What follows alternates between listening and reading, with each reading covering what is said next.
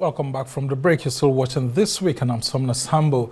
Up next is a resolution of the House of Representatives calling on President Bola Tinubu to appoint 6 more mandate secretaries for the Federal Capital Territory Administration. Now, the Green Chamber passed the resolution during plenary after the adoption of a motion sponsored by Joshua Abika, a lawmaker representing Abuja Municipal Buhari Federal Constituency. President Bola Tinubu had in 2023 appointed 8 mandate secretaries for the FCT administration, a move lauded by FCT indigents and other Nigerians resident in the nation's capital. Justifying his call for more appointees, Honorable Abika argued that mandate secretaries are high-level administrative officials appointed to oversee specific areas of governance within the Federal Capital Territory that are similar to ministers in the Federal Executive Council and commissioners in the State Executive Council. He expressed concern that the current number of mandate secretaries may not be sufficient to meet the growing administrative tasks and governance needs of the rapidly expanding Federal Capital Territory population. Now, the House plenary, presided over by Speaker Tajuddin Abbas, adopted the motion and urged the President and FCT Minister Nyesom Wike to appoint at least 6 additional mandate secretaries to enhance good governance and effective service delivery within the territory. Well, joining us in the studio is the lawmaker and mover of the motion and federal lawmaker representing Amak Buhari Federal Constituency, Honorable Joshua Abika. Thank you so much for joining us. Thank you, Mr. Sambo. Yes, so just give us a shot into why you want an expansion on the cabinet, on Mr. Wike's cabinet for now. Mr. Sambo, you see, Section 2991B of the 1999 Constitution says that FCT should be treated as if it were a state. And you know, in the Federal Executive Council, we have state representation from each of the states of the Federation, including FCT now, because all the presidential candidates made that promise. It was not happening like that in the time past, but each of the major presidential candidates promised that if elected, they will appoint a minister from the FCT. And I give it to the President, His Excellency President Tinubu, he did.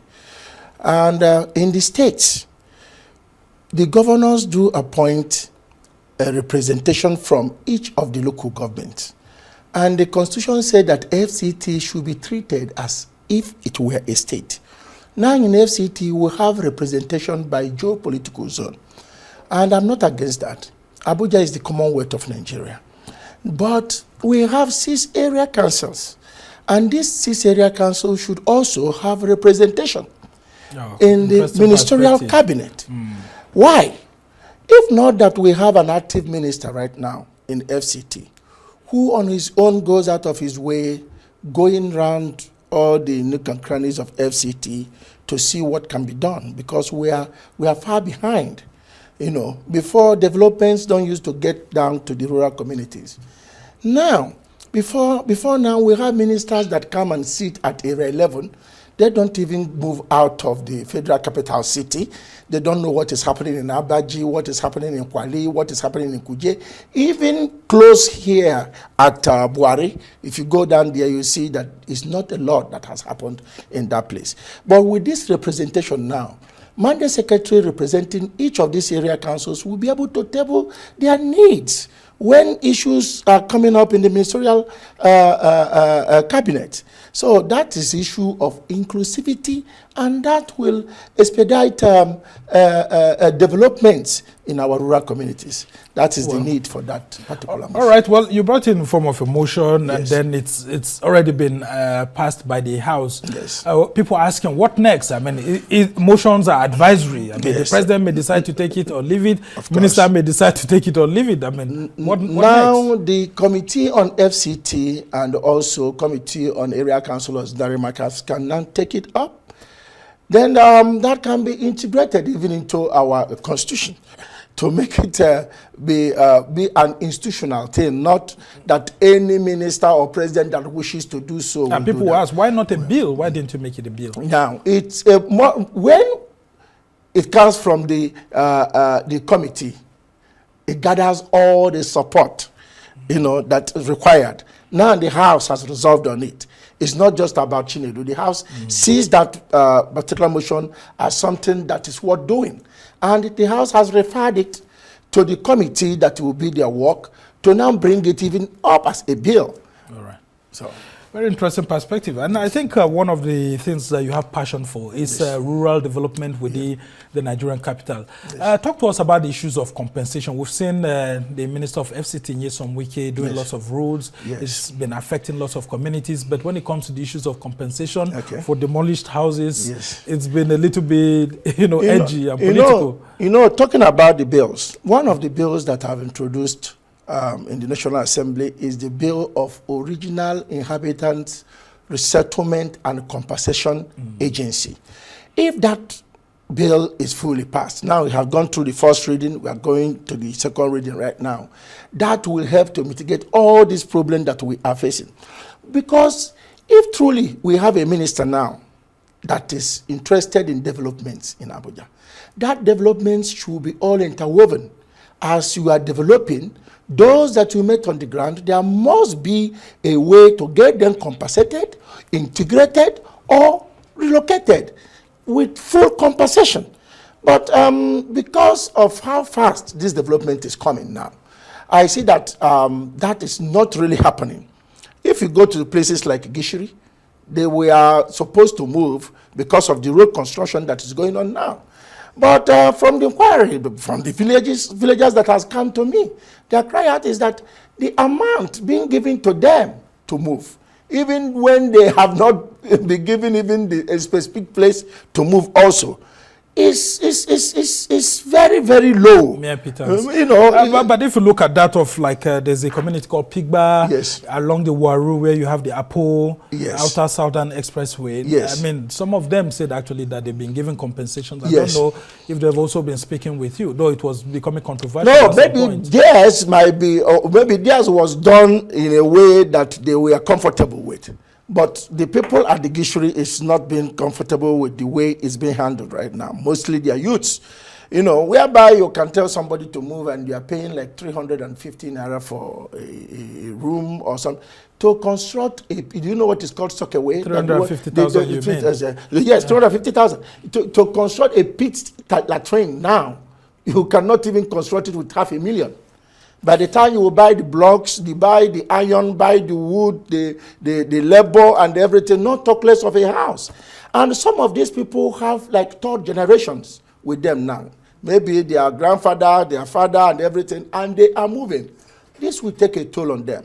So I am pleading with the FCT minister and the president to look into this matter and see how those that are affected right now, why this bill is coming up. Because if this bill actually passed, this agency will be in the forefront tackling these problems, even through private partnerships. So that is what we are looking for. But I know that you are from different political parties. You have the Labour Party, of course, the FCT minister is of the PDP, and then the president is of the APC. But well, all of you are meant to govern for the people of Nigeria and FCT. So, but have you made any effort to actually make the FCT minister or get an audience with him to actually make him see things your own way so that it doesn't become a security challenge, actually? Of course, it's already turned into a security challenge, whether we like it or not. People are aggrieved. And also, some of these areas where the locals are residing right now, there is not much development in it. So the criminals can come and hide under that environment to be causing havoc in the city. There is a lot of criminal activities going on in the city. Last night, a friend of mine was attacked and robbed just parking by the roadside to make a call. You see, so we need to tackle these issues, and these issues are interwoven. We need to make sure that the original inhabitants are treated right, are resettled and compensated, as well as this type of developments. They're supposed to come hand in hand. All right, it's been a very difficult situation actually in the city. I mean, an aide to the former senator representing the FCT was just kidnapped during the week. Just about 3 days ago. Yeah, I mean, but we thank God he's been released. That's Samuel Danjuma. Let's talk about some other things that have been happening. I mean, I know that you've been, apart from these bills, you've also been talking about providing providing some sort of relief in terms of welfare, scholarship, and all of that. You even visited one of the institutions, I think the College of Education. Yes. Talk to us about governance in the FCT and how you need to improve the welfare of all residents, whether they are original inhabitants or the Nigerians coming to the city. Talking about the visit to College of Education, Zuba, we have about almost 50-something, about 52 students that my federal constituency is sponsoring their scholarship. You know, both tuition and accommodation paid. And talking about education, because it's one of my major #1 legislative agenda. That's why we worked on a scholarship board for FCT, which have passed through the first reading. Because in the past, we have a unit that oversees this, and the students are given stipends. Yeah, but because there's an existing FCT scholarship. But it doesn't have any legislative backing on it. And these children are given just stipends, you know. The last time, I think it was about 800 million that was budgeted. But look at it, Mr. Sambo. If today, a student that is going to school, you were able to give him stipends for this year, and the next year the parents were not able to pay for the tuition, or the ones you have given to him or her, it's a waste. So we are looking at scholarship board that will focus more on tuition. The parents can still, if their words can be with them at home and eat, even if it's Gary they are drinking, they can be doing same as school. So that is the area of our focus right now. And also the FCT emergency agency. Because let me tell you the truth, if there is anything that happens to FCT today, we are not ready. We are not ready. Well, there's been an FCT emergency. They are not prepared for it. It's now like made a department. Yes, now. It's a department. Yes, but still, it is not that equipped for that. We look at somewhere like Lagos, and FCT is a city that is increasing every day. We have a lot of people coming in. In fact, the infrastructures that we have in it is overwhelmed. That's why some schools no longer take students, because they don't even have places to accommodate them. Yeah, and I know you also had a passion, very quickly as you try to wrap up, a passion of developing schools in rural communities, because some of these people who are displaced in other states are coming into Abuja to find succor, and then you have primary schools and secondary school, public primary and secondary schools that are filled up that can no longer take students. So, I mean, how do we go out of this development challenge? I know that the governors have to do more for their states to be secure and for people to stay by bed. When people come to Abuja to come and find succor, how should the authorities be reacting? On the issue of education, it should not be left out for the Minister of FCT alone. In the budget of last year and this year, a lot is going to be done in our schools. It's there in the budget, and the minister will implement that, I know. But you see, not just the minister.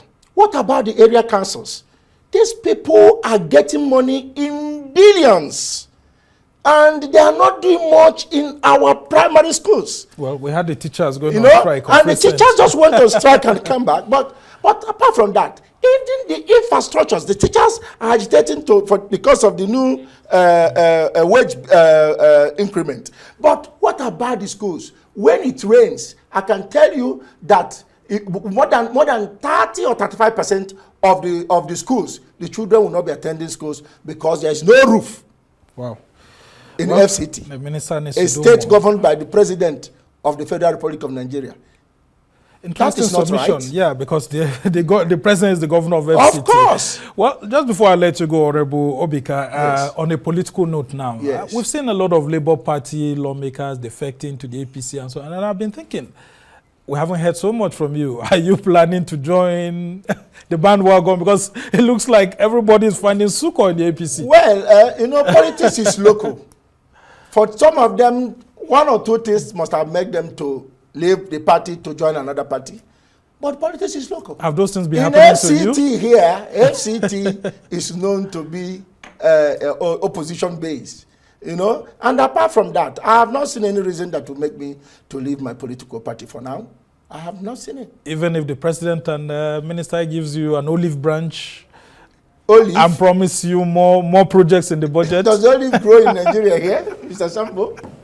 All right, but we must thank you so much. Lebanon, we are in Nigeria. We must thank you so much, Honorable Chinedu Abika. I mean, we like politicians who actually live up to their objectives and stay in their parties, yes, and, you know, make democracy to thrive. But, well, sometimes you get much more than you don't ask for. So we'll continue but having said that, I must confess that the president has done well when it comes to FCT. Okay. Among the presidents I have seen all this while is President Tinubu that has paid some kind of attention to FCT through the minister, Yesin Wike. But having said that, that does not mean that I agree with them in so many other things. All right. But it's a work in progress. That's pure politics. Thank you. And I'm very sure your party leaders will be so excited and happy for you. Thank you. Well, I want to thank you so much, Honorable Chinedu Abika. Joshua Chinedu Abika is actually the federal lawmaker representing Amak Buhari Federal Constituency, where the nation's capital is located. So, we must thank you for coming here to share your thoughts with us on governance in the FCT. That's the much we can take on this edition of This Week. Thanks to our production team here in Abuja, Lagos, and London. We'll join us same time next week for another exciting edition. I'm Somna Sambu.